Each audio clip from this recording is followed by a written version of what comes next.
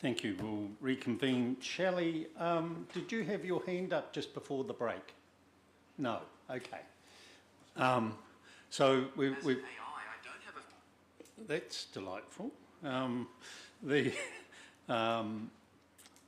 Have some brief questions for Matt before we hand over to Stony Creek at 11:15. So, Maria. I'm not sure if brief is the right description. I think we'll make a start. So, as I've been working through the suite of evidence and trying to unpack parts of it, what I found myself doing is stepping myself through an analysis and a sequence of bullet points, which looked to me to be somewhere around a dozen. But it's my logical sequence of working through things. So what I would like to do is, and I don't mind who answers. I mean, it might be yourself, it might be Mr. Wells, it might be Ms. Chadwick, depending on who wants to. But if I make the statement, what I'm looking for is there agreement with this understanding and this statement? So, all right. So statement 1, SNAs and SEVAs both identify what is significant and therefore what requires protection under Section 6C of the RMA. Yes. Yeah, that's what intended as yes, no. Yep. The difference between SNAs and SEVAs is the policy pathway by which they are identified. Yes. Both the NPSIB and the RPS are pathways that ensure protection for what is identified as significant, as required by Section 6C. Yes. The difference between the NPSIB and the RPS is how protection is directed to be achieved for what is identified as significant. Yes. The NPSIB relies on avoidance and the effects management hierarchy to provide protection and address adverse effects on areas identified as significant that have gone through all the defining steps to be mapped and labelled as SNA in the district plan, with some exceptions. I might need to have that one again, sorry. Yeah, there's a few to this one, so we'll just start with so the NPSIB relies on avoidance and the effects management hierarchy to provide protection and address adverse effects on areas identified as significant that have gone through all the defining steps to be mapped and labelled as SNAs in the district plan, with some exceptions. So you said SNAs in the district plan, not SEVAs? Is that what you meant? Yes. Correct. The NPSIB directs that areas that have been identified as not significant, using all the steps, require a lesser standard of protection so that only significant effects on those areas need to employ the effects management hierarchy. Sorry, can you repeat that? No. The NPSIB directs that areas that have been identified as not significant, using all the steps, require a lesser standard of protection so that only significant effects on those areas need to employ the effects management hierarchy. I don't agree with that one. No. And that's why I was saying anybody can answer. So, Ms. Chadwick, away you go. First of all, I have some concern that there's a comparison being run between the NPSIB and SEVA treatments, to the extent that what a lot of this here today is about SEVA treatments. So looking at SNAs could be somewhat of a false path because they are a regime of their own under the NPSIB, and I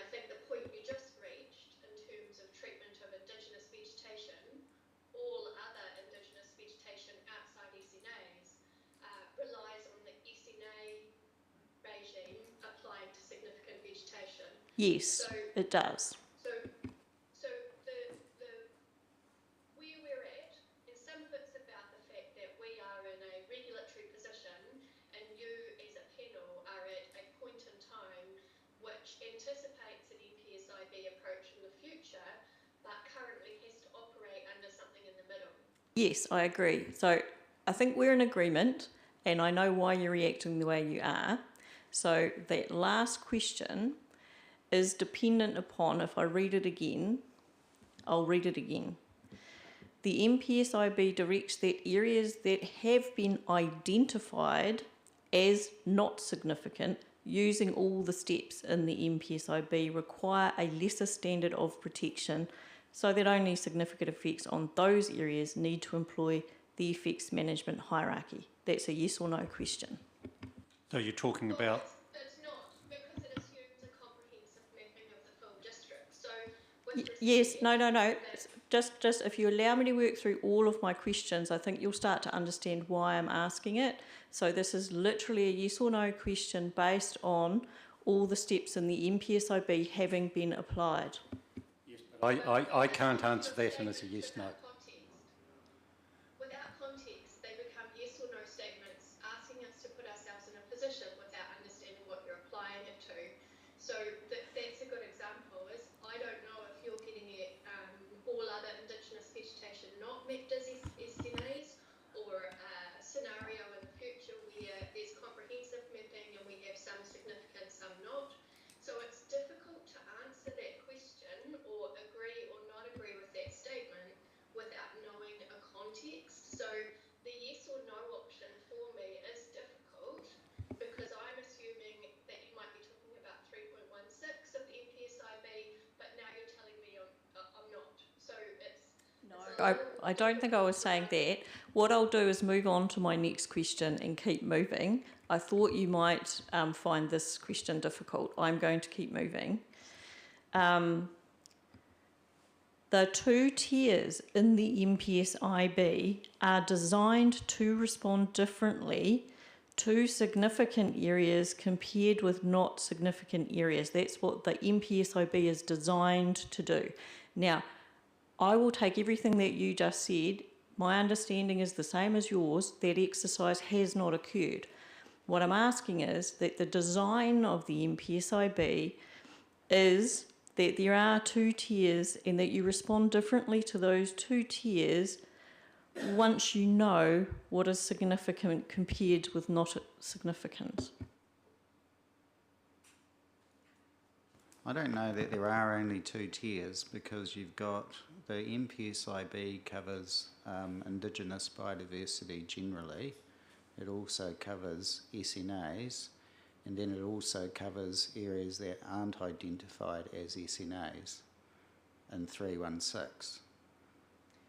So that's what I was trying to get at in part is, so your understanding, and I'm thinking perhaps Ms. Chadwick's understanding of that clause in the MPSIB is something else, i.e.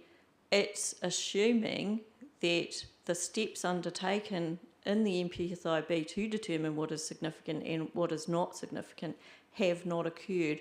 And that is not how I read that clause. I read that clause as if it applies after you've done all the steps and you know what is significant and what is not significant.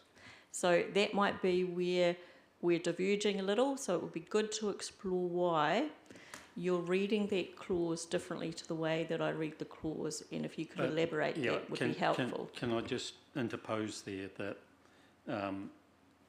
the clause 316 only refers to areas that are significant.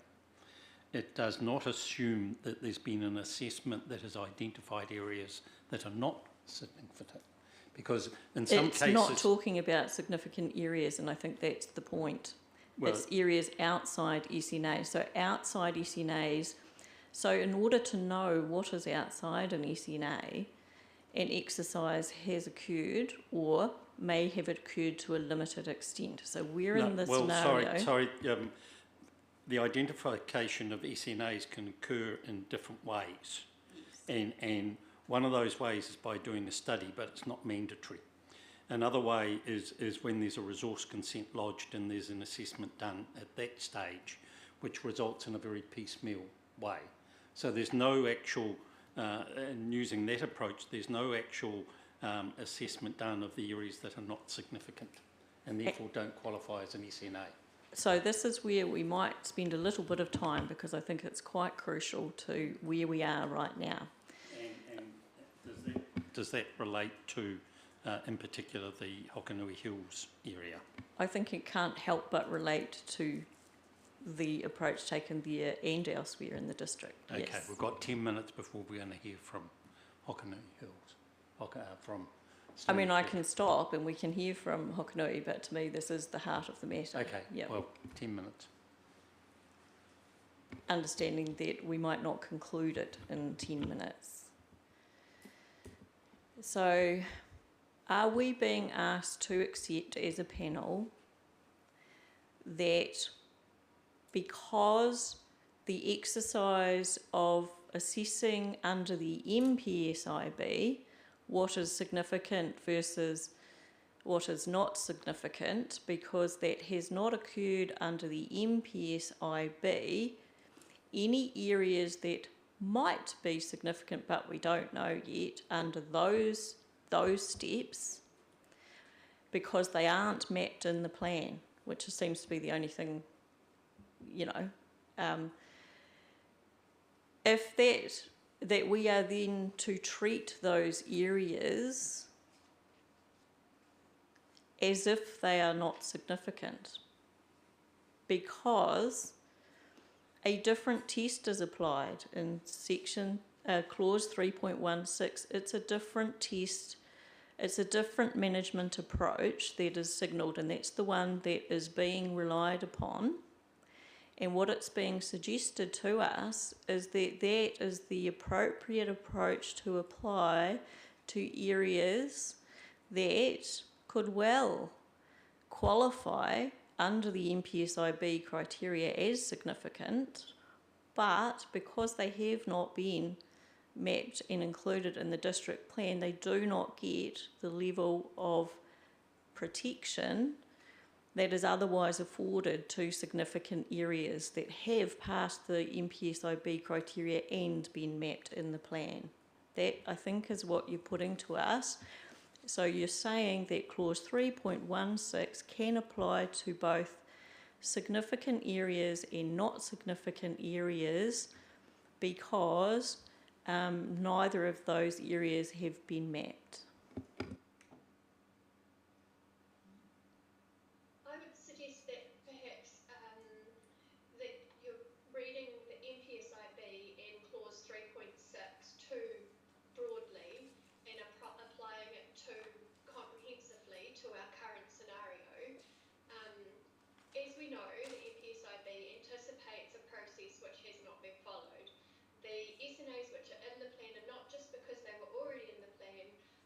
Other SNAs may be included as long as they follow a process which hasn't been completed. So then we have a catch-all provision in 3.16.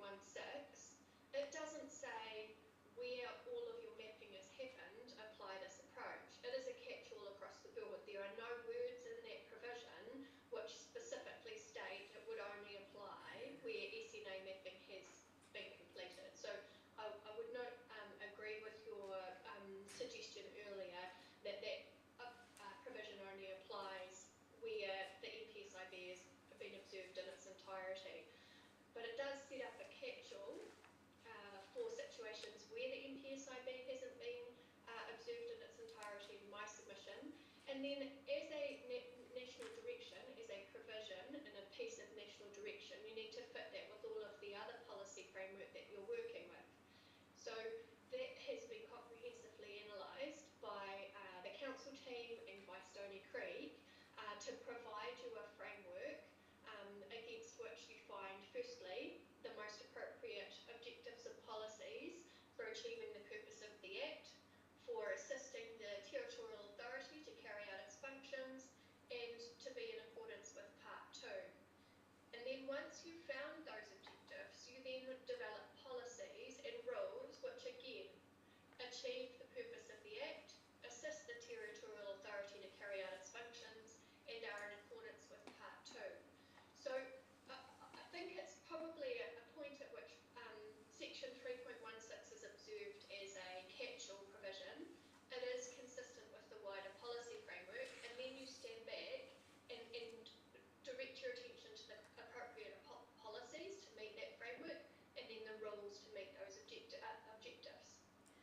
Okay. It might just need a bit of a broader perspective as opposed to a very detailed focus in on 3.16. Except that I think that the entirety of the framework that is being put to us is reliant upon the significant adverse effects test in clause 3.16. And what I'm testing is whether that's appropriate. It's been challenged by DOC as not the appropriate test. Therefore, we must hone in on clause 3.16 and its intent. And in doing so, I'm quite conscious of the expert evidence to us that there is very little difference in outcome in applying the MPSIB criteria and the RPS criteria in terms of the outcome of what is identified as significant. The reason I was asking my questions the way I was is because we know that has not occurred under the MPSIB, it's occurred under the RPS. We do have evidence in front of us using the RPS criteria, which is roughly equivalent to the MPSIB criteria. And that has identified areas that are significant and pass the test. And what we're being asked to do is once that significance has been established, we are being asked to apply a lower level of protection than first avoid, which is how the MPSIB addresses significant areas that are mapped in a plan and called SNAs. They get the benefit of first avoid and then the effects management hierarchy. We are being asked instead for areas that have been identified as significant to apply a lower standard of protection and only consider significant adverse effects. And that is the legal point that DOC have put in front of us and why we need to focus on your reliance on this clause and then how we actually resolve that with the directions in the RPS and the wider intent of the MPSIB. So there's a couple of nuances there. The RPS doesn't have any detail around what protect means in a rule framework. The MPSIB does, because it provides for a whole lot of existing activities that should be enabled, which we have done in the rule framework, for example. The point of contention seems to be around how we deal with new activities that aren't anticipated in the MPSIB. The other nuance is how you determine what protect means, because as we discussed earlier, DOC are taking the micro view and we're taking the macro view, and so that's why there's a distinction in what's permitted in Rule 1 and Rule 2. It's not just all about relying solely on the 316. It's also how you interpret the RPS and how you interpret protection, and how you look at the rest of the MPSIB. So thank you for taking me there, because that is exactly where I go as well. And when I go to the RPS, so setting aside the conversation that we've had, but understanding that you are placing reliance on clause 3.16 in relation to its direction about significant adverse effects. So we'll park that for a moment because you are relying on that. And then we move to the RPS, and when I move to the RPS, what I was describing in my first set of bullet point questions, and which have now stalled and I'm abandoning them for the moment, was that there is a two-tier approach in the MPSIB, and you're suggesting there's a third tier, and I'll park that. When I look at the RPS, I see two tiers, and those two tiers are captured in policy BIO2 and policy BIO4. And when I look at 2, I also see a first avoid once you've identified significance.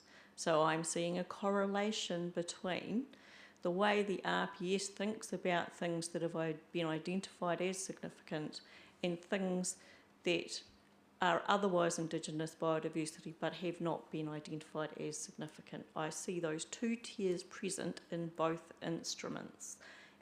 A first avoid. Well, I can't see the word avoid in the RPS. I can see the word protect, and where appropriate enhance, and give effect to the these potential adverse effects. The explanation to that policy is a bit confusing because it talks about areas identified as significant using the criteria will be protected to ensure no further loss of significant Indigenous biodiversity as a result of land use activities. So, in my mind, if you take that at a macro level, that doesn't mean you can't, that's like a no net loss direction, and we've had discussion about that already through the hearing process. No net loss doesn't mean you can't remove any vegetation. Once you've answered and we've heard from Shelley, then we'll hand over to Stony Creek. Sorry, just one point of clarification as well in relation to that last question. So Mr. Hills made a good observation, and I'll leave it up to him in terms of the RPS policies. But can I just observe in terms of the MPS, yes, the criteria are comparable, but the MPS has quite a strong process. So again, similar to what we were talking about yesterday, where you are imposing a higher requirement or higher regulatory requirement, there's always a corresponding process which needs to be followed with the impacted private property owners. And the MPSIB contains that process, and that the regime that's put in place by the MPS relies on it to some extent.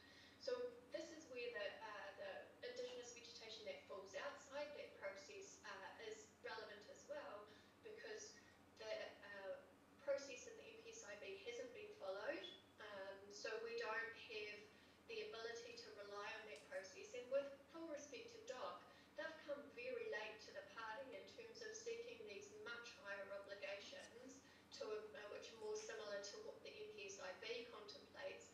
And if this conversation had been had before notification, they may be able to be seeking those protections, but asking for them at this stage is problematic. Again, the point that seems to me my role to keep labouring is for the procedural importance of making sure that there's full engagement and full understanding of the impacts of landowners when you are increasing regulatory requirements. All right, what that raises, and I'll come back to it, is that policy Bio 1 and the regional policy statement also requires a collaboration process before areas are identified, which hasn't been done, which raises another issue we need to talk about further. So Brett, in your hands for the next while. Yeah, thanks, Keith. It's a fair bit to unpack there. But listen, yeah, I've just got some brief notes, and I really want to focus in on the earlier comments in Mr. Hill's supplementary evidence first discussed around the removal of Eco 2, 1H. That's the rule addressing the removal of exotic species, and in our case, the incidental and unavoidable removal of Indigenous vegetation.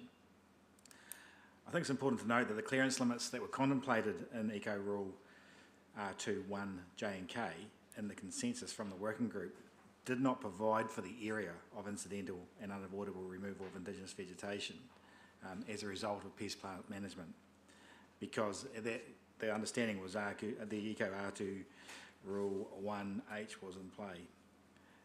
I guess it's important to emphasise the significance of and the need for the ongoing management of exotic species, such as gorse and nodding thistles, and what this means for properties located in the Hokonui Hills, such as Stony Creek Station. So we're quite deeply concerned that if this activity does not remain enabled, the reversion of the Hokonui Hills will occur. And back to the state shown in the imagery, which I've provided you again from 1999, as to what will happen if management of this pest species does not occur. And is that the desired ecological outcome for the district, is what I'd ask. So in terms of activity, I'd just like to reiterate that spraying is not a one-off activity. Gorse will die off initially, and then 1 or 2 years later it'll regrow. Using gorse as an example again, the regeneration of the young gorse plants occurs in the areas in the next 1 or 2 years. And in the last 15 years and beyond, gorse and nodding thistle spraying has occurred everywhere on the property that we continue to spray. It's an ongoing program. It's not a new activity. And we have no intention, desire, or for that matter the budget, to increase the scale of the spraying to include large areas of indigenous vegetation. To do so is not viable. We just need to spray back the fringes, keep the margins to avoid the creep of these pest plants into the improved pasture, and minimise the spread of seeds. It's windy up there. And eliminate the indiscriminate growth of gorse and pest species. And management is very much about the clearance being unavoidable in the course of the removal of these species. I just again say farming and the management is not a new activity in the Hokoni Hills. It dates back to 1901, and that includes the management of pest species.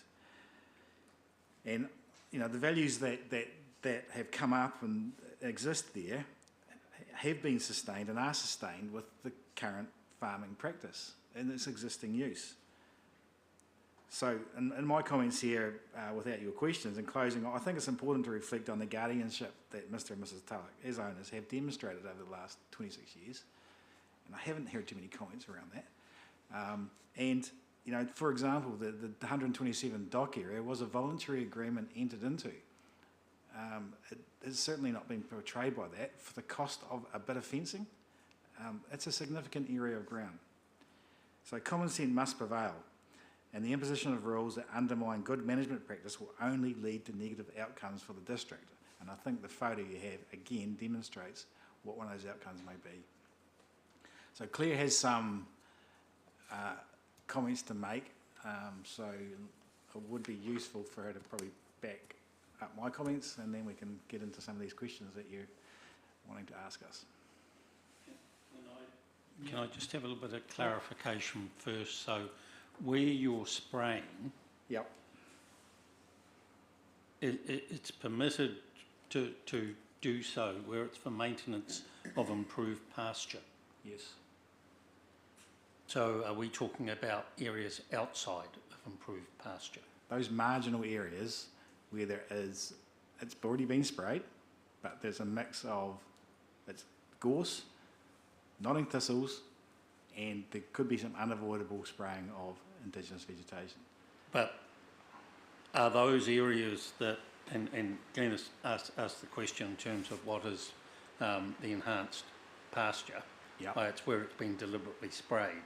Deliberately had grass growing. Yep. So are we dealing with an area that had grass growing where weeds are moving into it? Yes. So And why is it not permitted by clause A that says maintenance of improved pasture? because gorse doesn't just come into those areas. Gorse exists in the areas of indigenous vegetation. Right. So does. back to my The first margins, part. yes. Yeah. So back to my first part of the question. We are dealing with areas that are beyond the improved pasture, where you want to get rid of either individual plants or areas of gorse.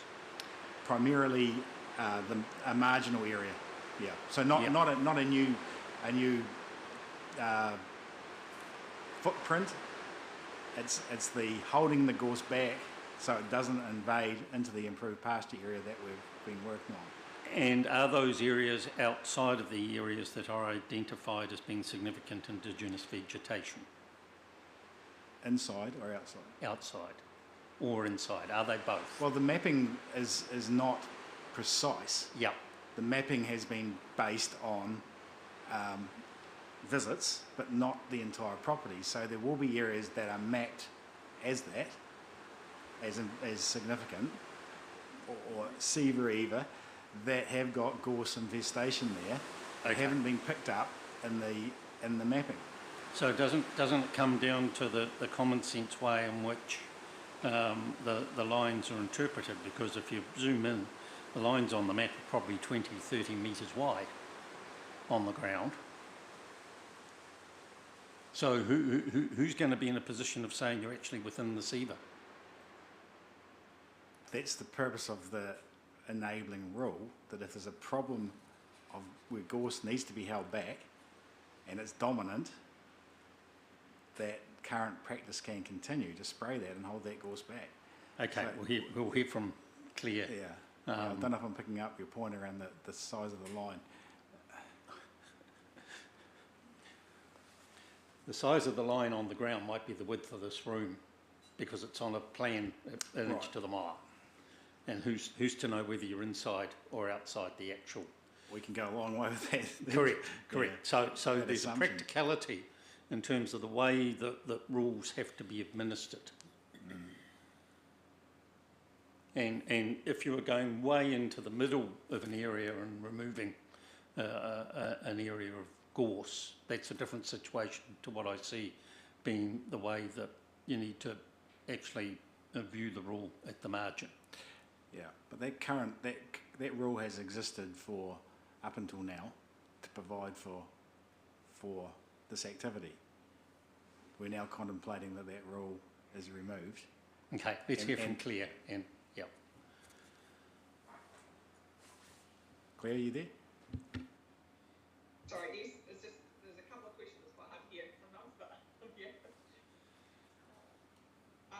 Yeah, so in terms of that rule that we're talking about, the key element is, from my conversations with Brett, is that a lot of it is on those margins of areas that have been identified as CEVA or either, they've areas identified as vegetation, indigenous vegetation. The intention isn't to go into the middle of those blocks, because that's not a useful spend of money or time from the station. It's to be able to get those edges. And so the problem being, we have to think about how someone within the council that's not around this table now will read those rules and interpret them in terms of understanding that the activity is an activity. From what I understand from Brett, yes, a lot of the spraying is in areas that are clearly improved pasture, but some of it is on those borders. It's not necessarily land that will be useful pasture. Some of it's steep and rocky, but if they don't control the gorse that's at the edge of those vegetation fringes, it will just keep advancing into areas that then are improved pasture. So I don't think we can entirely rely on the improved pasture provision because of the location of some of those areas, from what I understand from the guys on the ground. I like the wording that's in the rule, that's in the Timaru plan that Matt discussed with you earlier this morning. If you weren't comfortable with that, another element is that a lot of these areas that have been sprayed have been re-sprayed. They're not new areas. They've all been sprayed probably in the last 3 to 10 or 12 years. So you could add some additional wording to the end of the clause saying that it's provided any indigenous vegetation is less than 15 years old. So it comes back to the element, or that the area has been sprayed or something in those last 15 years.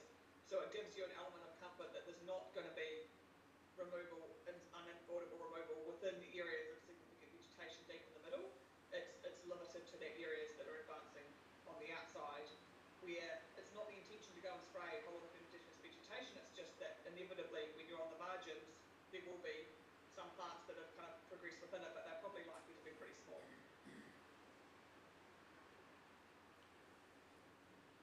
I'm wondering if there's another way of expressing it, and from what Brett has described, the words that I've written down is that the removal is necessary to prevent the spread of pest plants into areas of pasture, enhanced pasture.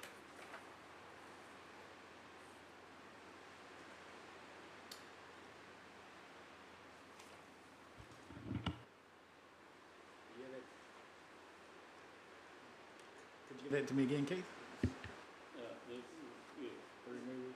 Key words are the removal is necessary to prevent the spread of pest plants into adjoining areas of enhanced pasture.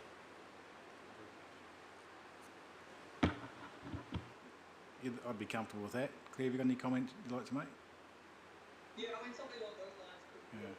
I think I said that, and I think Matt said it as well. We're not wedded to a specific wording, it's the intent behind it that we just need to get clear, or we're clear on the intent, it's just the wording that enables that to happen without this.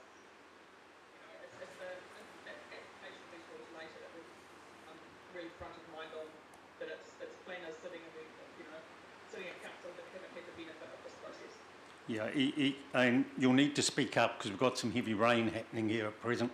We've had an inch so far, or 30 mils so far today here, and it's coming down at a decent rate at present. So if you speak up, and equally, I could see a few years from now the planners, the council, looking at what the present wording is of H, and seeing some issues with it. So I would like to explore with Matt when we come back to him.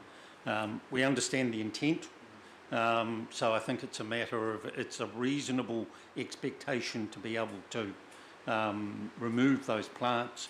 It's just a matter of how we express the wording in a way that's going to keep the regulatory planner happy and the landowner having the flexibility they need.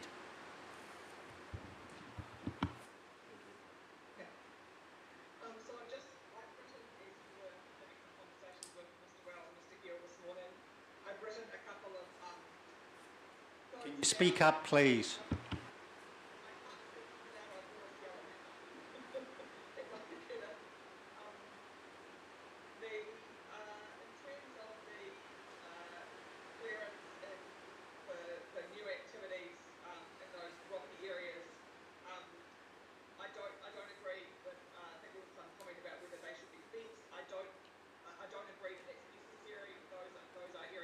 Yeah, can you just hold on a moment, please? We'll just try and see if we can increase the volume here.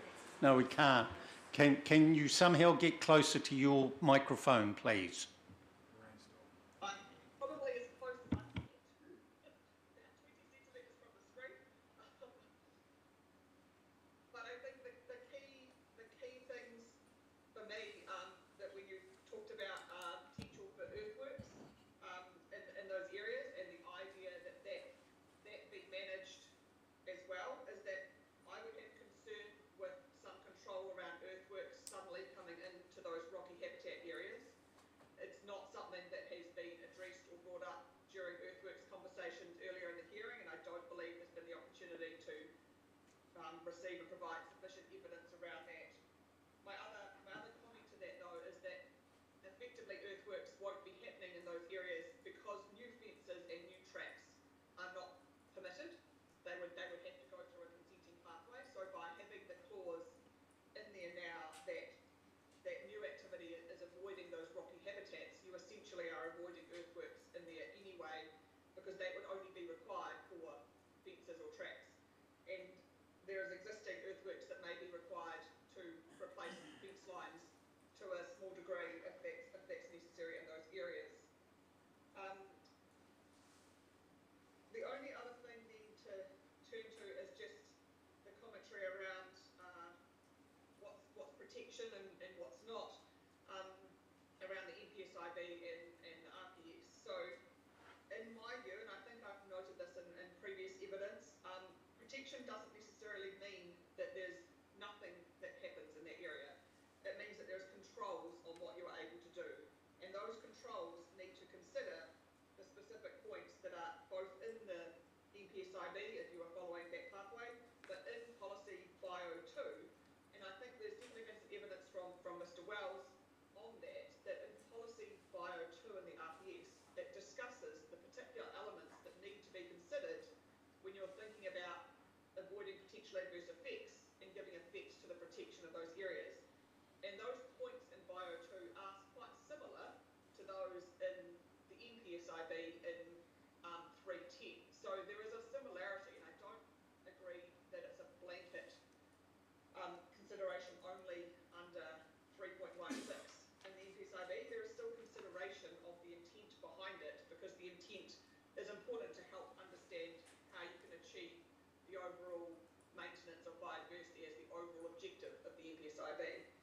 So in terms of the regional policy statement, to understand what you're saying, what's policy 2 all about in the RPS? Policy 5.2 is about protecting significant areas. So very similar to the protection of SNAs that are in the NPSIB. So it states that areas of significant Indigenous vegetation and significant habitats of Indigenous fauna will be protected and where appropriate enhanced. And then it goes on to say, in giving effect to this policy, regard will be had to the following potential adverse effects. And it talks about fragmentation, reduction in extent, destruction of connections, loss of significant ecosystems or significant habitats, loss of rare or Indigenous threatened species and habitats. And in my view, Mr. Wells and Mr. Davis previously have given you evidence that says that those matters have been considered when developing the rule framework, and that, in my view, that then ensures that there is protection of these areas of SEBA and EVA on the Stony Creek property. So the rule framework does enable protection as per what's required by the RPS, which is also consistent with the intent of the NPSIB without being directly following the exact steps in those policies, because we haven't been through that SNA identification process. I also think it's important to note that the amendments and tweaks that have been made through the hearing to those rules around what new activities are enabled, particularly in Rule J, Rule 2, J and K, is that those activities need to avoid threatened and at-risk species and now also rocky habitats. And I think the critical elements that have been raised before is that, I think Commissioner Bartlett raised it, that, sometimes you can't, you don't want to be losing those individual species, but that's not just all individual species, that's in particular those ones that are considered to be threatened or at risk. And in my view, the rule framework does provide the protection of those species through the words that are now included. So I think that's probably all I need to say. I've scribbled lots of other little points, but I think I've generally covered that in the explanation just there in terms of my view on that, the policy framework that sits in behind these rules, and that I'm very clear that there is still protection provided by the rule framework that's in place, or that's proposed to be in place. So thank you for that. I think that's helpful. I think the only place that I'm at odds at the moment, and not entirely actually based on your last summary, is of course that in that subpart 2 of the NPSIB, the response to something identified in clause 310 is different to the response at clause 3.16. But what you have just identified quite clearly is that actually the first avoid element of clause 310, or the consequences of that, is being applied in relation to these two elements. So the first avoid element is present, and that is in relation to the threatened and at-risk species in the rocky habitats in the land management area. So what I've been trying to get at, I think, is that the first avoid test is the one that is attached in the NPSIB to things that have been identified as significant, and the significant adverse effects approach and test is a different test to that. So I'm trying to get some clarity, because at the moment I think it's not coming through as clearly as it probably should and could, around how these two tests are being applied and why. So I think you just identified the relationship between things that are identified under the RPS as significant and also under the NPSIB, and that's a rationale for taking these amended approaches and adding in the avoidance for the threatened and at-risk species, rocky habitats and land management area. Yeah, and I think the other thing is that I don't necessarily agree from the conversations I've had with the ecologists that anything more than those permitted limits is necessarily going to result in a significant adverse effect. I think that's a test for a consenting process, but then there needed to be the development of a threshold that avoided, that enabled protection and avoided some of those specific activities, some significant effects occurring. But that's not to say that significant adverse effects as a whole will occur just because you've gone over that threshold. That is also relevant to where it's happening in that area. If it's just on the fringes, but it maybe is over the area, that's not necessarily a significant adverse effect. It's just that we do have to develop a rule framework within a plan that has a level of permitted where we're comfortable that we've enabled protection and consistent with those relevant policies. And I think the other element of the description to policy Bio 2 that Matt didn't quite touch on as well is that it talks about that the outcomes, preventing further loss and fragmentation. It will be recognised and provided for through a number of matters, being regulation, education, stakeholder collaboration, information gathering and partnerships. So I think only one element of protection comes through the rule framework where we set a bottom line, but there's another element of protection that will come through. I think Mr. Wells talked about it as well, active management, collaborating on enhancement and stuff with individual landowners. So we can't just look at one thing in isolation, but we do have to have a bottom line for making sure we have protection. But that's just the step we go, well, then we have to look at a consent. We still may be not significant adverse effects and we still may enable protection through a consent process, but it's just we have to set a line for what we're looking at here. And the line has been set at minor effects. That's the line that's been used, except for the first avoid element associated with the additions to the rules. Yeah, so it may still be that effects on threatened or at-risk species are minor if you remove one, and as far as my understanding is, that's most likely to be the case. But in this situation, we're not even allowing that test as part of a permitted rule. We're saying you have to avoid them full stop unless you've gone through a consent pathway.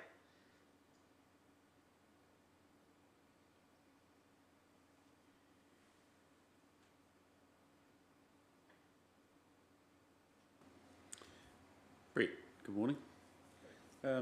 There's been some discussion on significance and different opinion about how that test might be applied.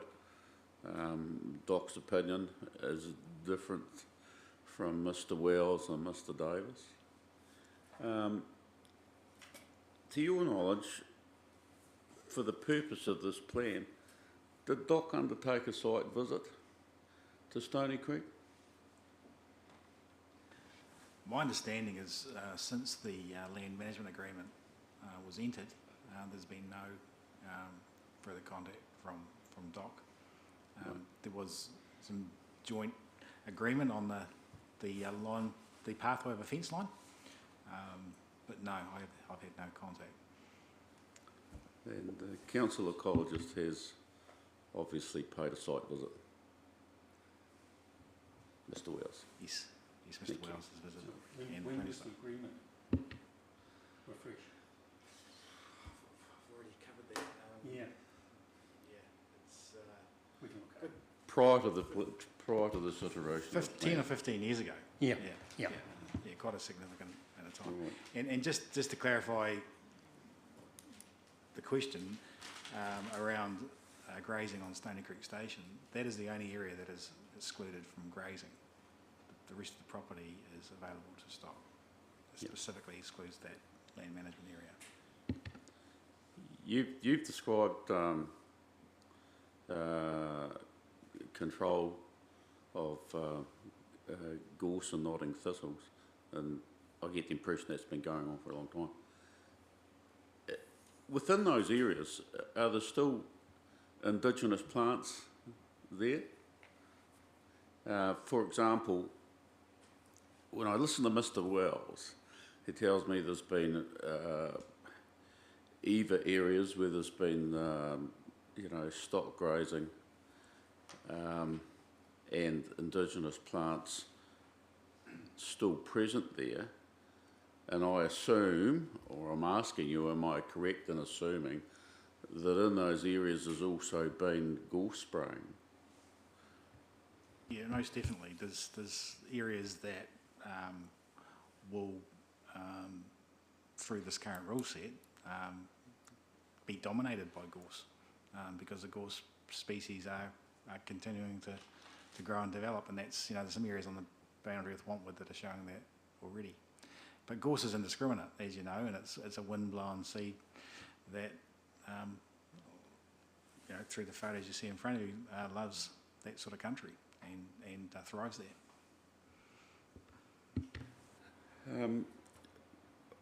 These are questions I wished I'd asked Ms. Bosca, but you may also be able to answer.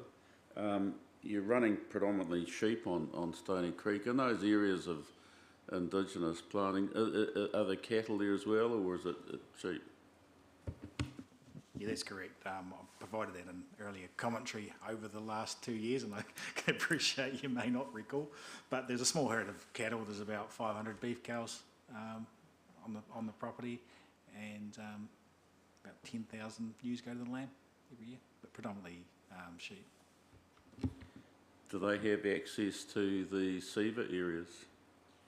Yeah, as I said, the only area excluded from grazing is the 127 area land management area, and it's useful for the stock during the winter to shelter in those areas. They don't go into the entire area because it's not all suitable, but we're talking about pretty large blocks here of 50 to 80 hectare blocks where it's appropriate that the stock that grows that, and that's been that way for 100 and something years. I think you've mentioned in the past that deer are a problem coming out of the bush. So how do you stop that? Look, I'm wanting to have a discussion about fencing and how you manage those areas as far as your fencing goes. Yeah, the fencing is sheep fencing, so deer don't have any regard to that.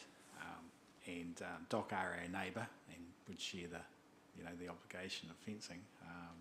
But yeah, it's purely managed through hunting activity. The deer come onto our property and decimate our winter crops. We find it very difficult to manage that. Are there a lot of deer and pigs and goats in there?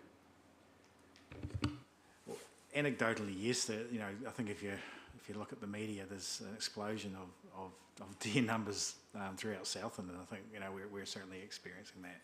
Yeah, and interestingly, the activities that are going to be occurring on neighbouring properties will probably only create more through forestry.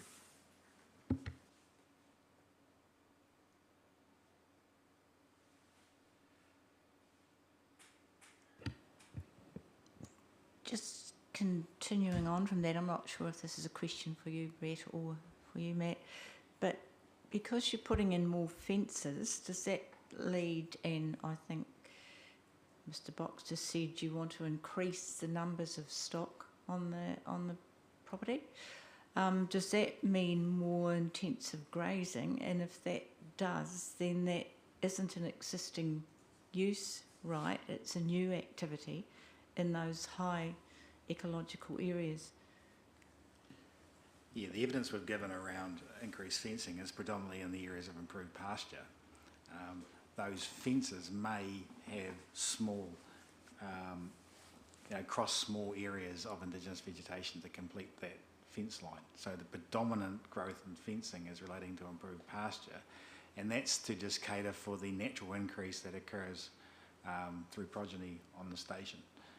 It's not about intensifying; it's about the natural increase that occurs as the quality of genetics improves, and twinning new numbers increase. So About productivity. yeah, it's not about intensification at all. Right.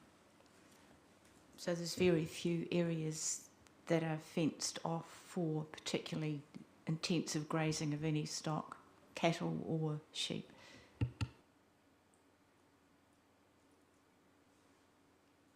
Define intensive grazing. What are you referring to? Maybe that would destroy the indigenous vegetation that is there, like on those rocky outcasts, if you were to put more stock into those, it could damage them. If it was cattle, it could damage those areas. Yeah, I think just let's look at it practically. They're not desirable areas for the stock. The stock are looking for food, and they're not. They don't. Those areas exist because they are rocky, and the animals stay away from them. So it's the fencing isn't about trying to push into those areas. We actually couldn't do that under the rule set in any case. We're severely restricted on fencing close to ridge lines or to rocky outcrops. So the practicality of fencing off any of those areas to intensify is very, I'd say unlikely. We need to focus on, the improved pasture areas we've got, because that's all we've got, and fence those off so that we can manage the stock appropriately. And when we talk about gorse management, you spray the gorse.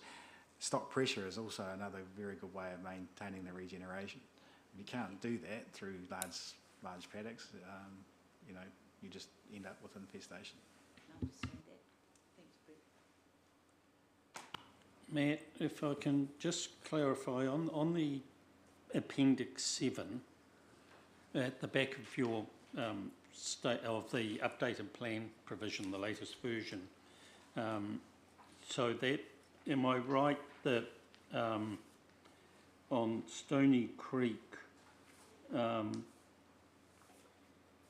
it's Stony Creek area C and D, sorry, Series A and C. because when I look at the legend, it's got 3 saying Silver, Siva, and 1 saying Eva. Yeah, that's correct. That reflects the ecological advice that we've had. So, based on the latest advice from Mr. Wells, I think Area A was Eva. It's now identified as Siva. Okay, so A... Have I got that right?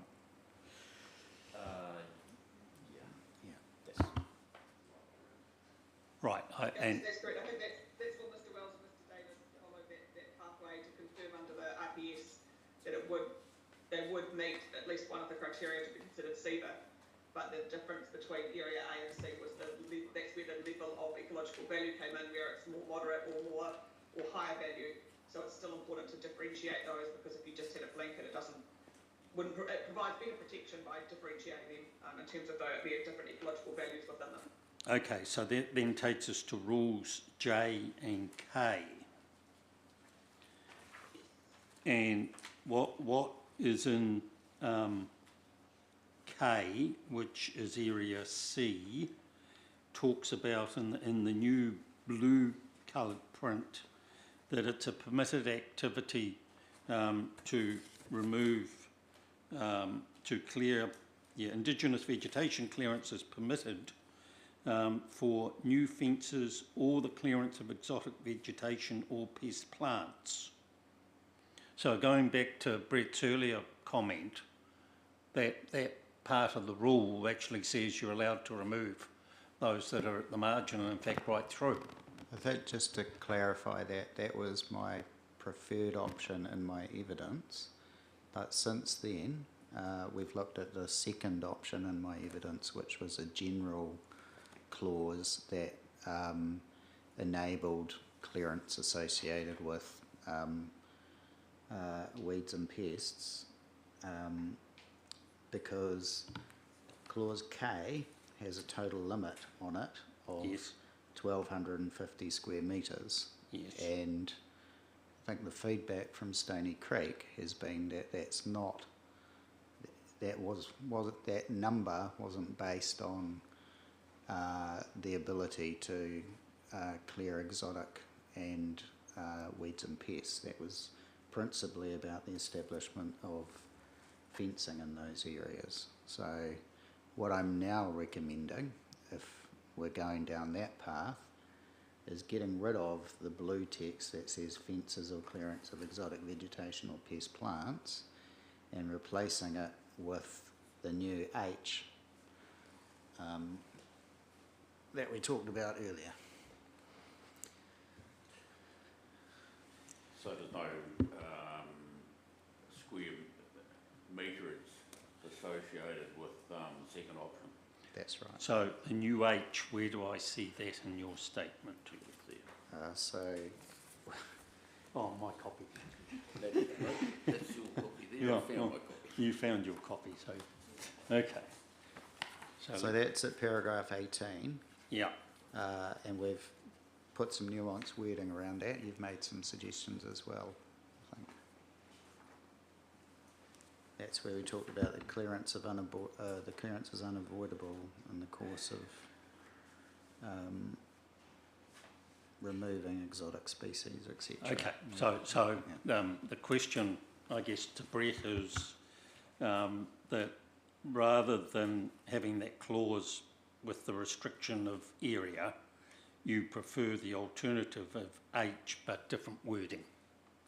Correct, because Right, I the point I was understand. trying to make was that 1,250 square metres in 5 years was contemplating a narrow fence pathway, not anything else. Yeah. Fencing only, and that Yeah. was what came out of the working group. Yeah, and I think just to reiterate what I said, I'm accepting of the need for the way that things are dealt with at the margin. It's just a matter of finding a way that satisfies our way through.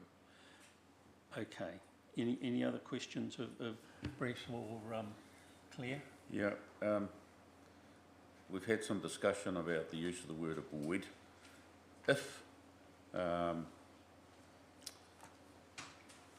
in the SEVA area or the areas of indigenous plants, if we interpreted avoid as to exclude all farming practice and stock from there, are we going to produce more native plants?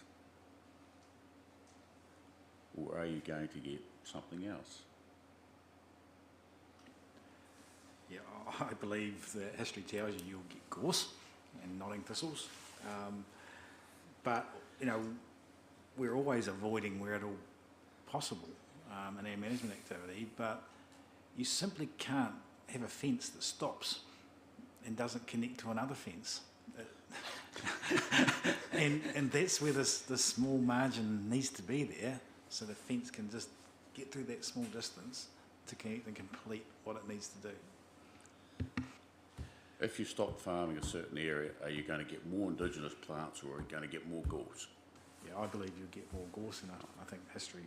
Sorry to lead you. Sorry, yeah, no. I missed your question. Just one point quickly on that is that policy IO2 around protecting significant areas doesn't actually use the word avoid. So I think that's helpful in this situation as well. Protection isn't, I mean, yes, the MPSIB 310 around SNAs uses the word avoid, and we've got the general intent of that considered here, as I talked about before, but the policies in the RPS don't use the word avoid directly for those for any activities. It's about managing the effects to protect those areas.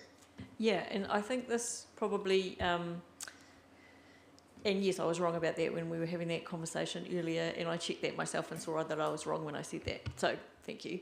And I think the point in all of this actually is that we are placing more reliance on the RPS and its approach at this point in relation to the areas that have been identified as significant, because we've used the RPS criteria and and in that respect, I'm going to probably explore this a little bit further, it doesn't have to be with you.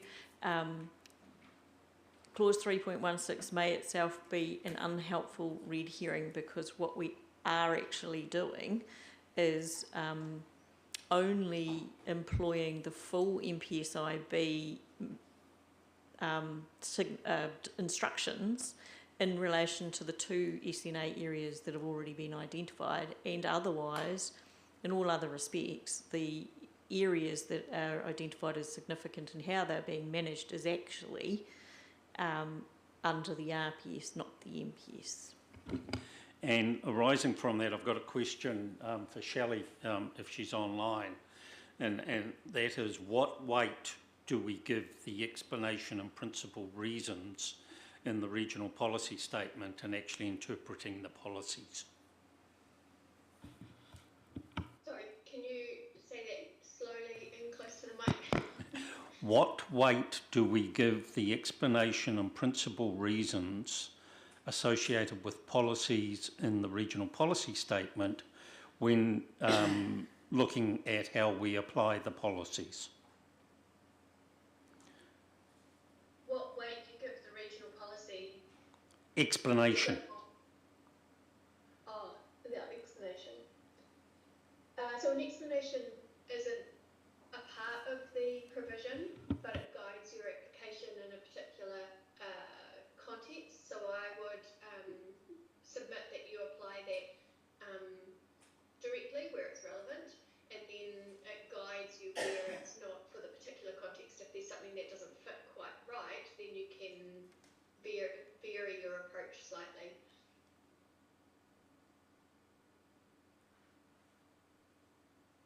Okay. Any other questions from the panel for Stony Creek?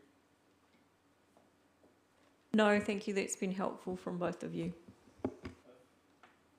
Thank you. So, I guess for both of you, it's been a long haul for you and your, and for the owners of the property through this process, and it's also been a long haul for us in terms of understanding what you've been through and actually taking what has been presented to us and how we apply it to the document. And what started off as a bespoke provisions is gradually got wider in terms of our thinking on the way that we apply it throughout the district. And so we've constantly been doing a concertina in terms of the way we're trying to focus on it and some of the questions. So I sincerely want to thank you for your patience and the input that you've had through this process. I think what has come out of today has been an extremely useful conversation in terms of tidying up what I see as a number of more than loose ends. It's actually some of the key things in terms of what this process has been trying to achieve for you outside of what we've formally been doing in this land, in this in the hearing process. Please pass on to the owners our thanks also, and the way that the participation has taken place. Thanks for those comments, Keith. It's certainly been a very long process, and if I can make one comment is the sheer amount of time and cost that is imposed on residents of the district through this process can't be understated. And if the panel believes that it's simple to go and get a farm such as Stony Creek to seek a resource consent process, after what we've been through in terms of the number of experts we need to engage and the cost of that in the process, it's prohibitive. So that's why we're so focused on ensuring that some practical rules that enable us to get on with what we do, because farming's tough. And but yeah, appreciate your comments.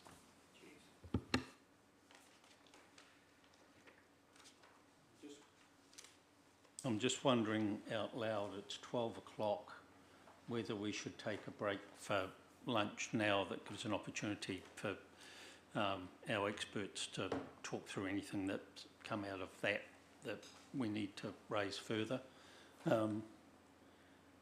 Any objection to that? I wonder if that, if just before we do that, sort of rounding back after that conversation with Ms. Perkins, I think might be quite helpful in terms of the conversations we were having before around the legal implications of clause 3.16 and where that sits in this whole picture.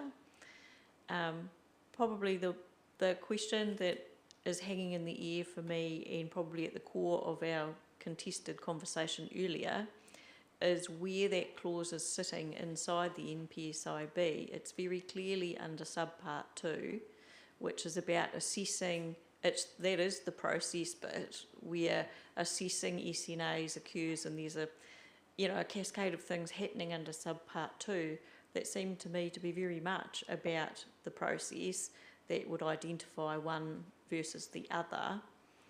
and that the extent to which we can lean into 3.16 is very limited, given that everything that we know already, which is that that process has not been undertaken yet in any fulsome way, and that in actual fact the process has been undertaken under the RPS, which was my rounding off comment there with Ms Perkins, and therefore the choices being made around what test to apply, given that that particular test, pointing to that particular test in clause 3.16, I think does not sit right because of where it is in the process of the MPSIB and the place in the MPSIB. I think if you want to be thinking about the right tests to apply, knowing that that process has not been undertaken, aside from those other two SNAs, that we've really got to look to what's sitting in the RPS and any guidance in the objectives and policies of the MPSIB, which we've definitely had that drummed into us, is really the extent to which we can employ it where the process has not been undertaken. And so I guess that's what I will leave before the break, is to let you know how I'm thinking about where we get our tests from and how we So employ are them. you wanting some submissions from, on a legal point of view, of the weighting that we give 3.16? I think I'm signalling that I'm not comfortable with the position that we've been given, understanding some of why DOC have given us an alternative legal submission. And so, yes, I think the a bit more thinking around where the tests are coming from, and that we can place some reliance on in our decision making. Yep. So we will leave our advisors to mull that over, chew it over lunch, to use an analogy, I guess. So we will adjourn until 1 o'clock.